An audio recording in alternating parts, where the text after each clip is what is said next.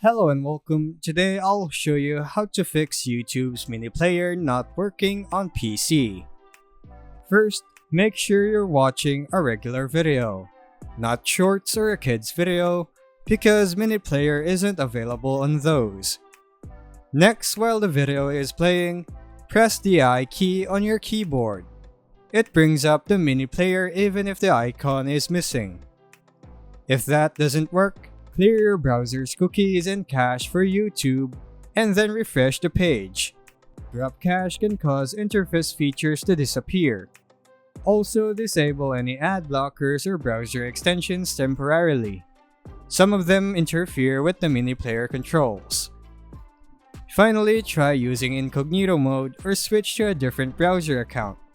Sometimes the feature is hidden due to UI experiments tied to your profile. And that's it.